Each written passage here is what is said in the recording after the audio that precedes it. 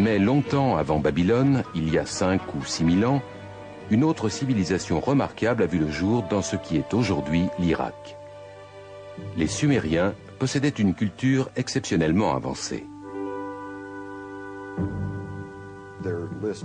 La liste de ce qu'ils ont créé ou inventé n'a rien à envier à nos sociétés modernes. Ils ont mis en place le premier système politique à 2 assemblées, le premier système scolaire, et l'on pourrait citer des tas d'autres choses. Il faut donc se demander où ont-ils pris toutes ces idées. Je pense qu'il faut se tourner vers les anciens Sumériens eux-mêmes et écouter attentivement ce qu'ils ont à nous dire et qu'ils ont répété à maintes reprises. À savoir que leur civilisation leur avait été enseignée par des êtres descendus sur terre depuis le ciel. Ils les appelaient Anunnaki.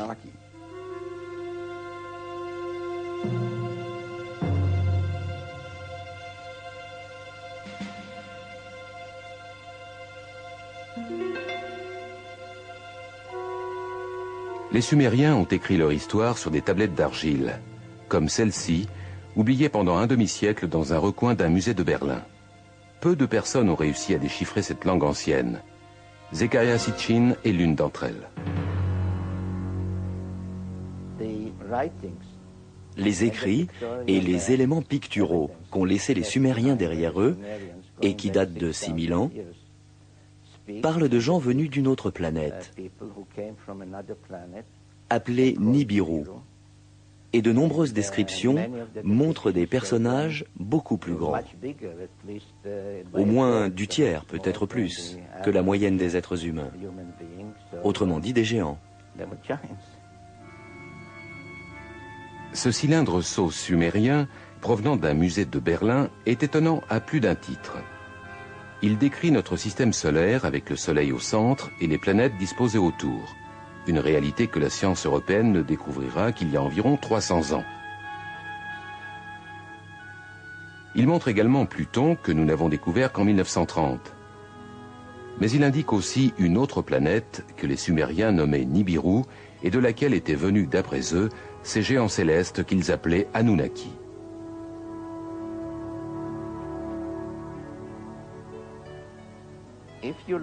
Si l'on observe les 3 personnages représentés ici, on voit qu'ils sont à peu près de la même taille.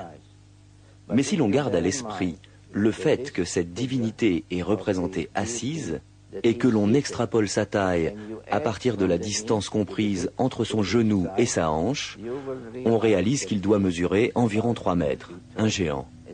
C'est l'un de ceux qui serait venu sur Terre depuis le ciel. Cherchant les signes d'une existence extraterrestre, les astronomes ont poussé leurs investigations de plus en plus loin dans l'univers. Mais peut-être auraient-ils pu se contenter de regarder plus près.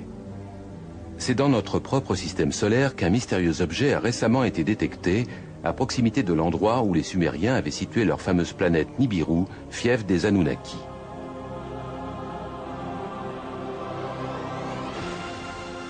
Les partisans de cette théorie y verront sans nul doute la confirmation de l'existence de ces géants venus d'un autre monde.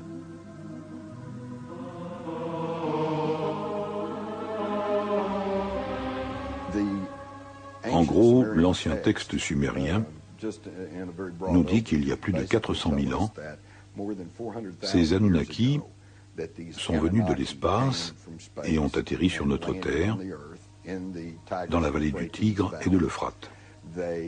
C'est là qu'ils auraient établi une colonie qu'ils ont nommée Éden. Dans la Genèse, Éden est l'endroit où Adam fut créé à partir d'une poignée de terre et Ève née de l'une de ses côtes. Mais certains ont une vision plus scientifique, voire high-tech, de l'apparition de la vie sur Terre. À un moment donné, ayant besoin d'ouvriers, de main-d'œuvre, les Anunnaki ont décidé de brûler les étapes, en faisant appel à ce que nous appellerions le génie génétique. Ils ont pris le sperme de l'un des Anunnaki, qu'ils ont associé à l'ovule d'un humanoïde primitif, probablement l'un de ces êtres dont les paléontologues trouvent aujourd'hui les restes en Afrique, comme la fameuse Lucie.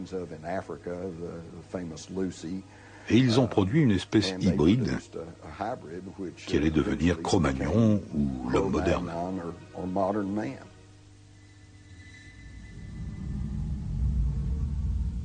La légende dit que lorsque les Anunnaki sont revenus après plusieurs milliers d'années pour constater les résultats de leur travail génétique, ils auraient trouvé les femmes de notre Terre irrésistiblement séduisantes.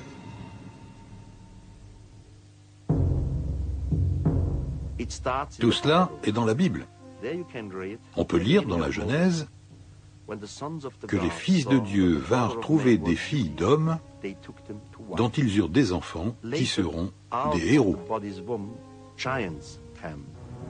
Ces titans se révéleront si destructeurs que les Anunnaki qui les avaient engendrés décideront de les tuer. Le livre apocryphe de Baruch précise même le nombre de géants qui auraient été supprimés. Le livre de Baruch précise: alors Dieu fit le déluge. Il détruisit toute vie sur terre, y compris les milliers de géants qui l'habitaient.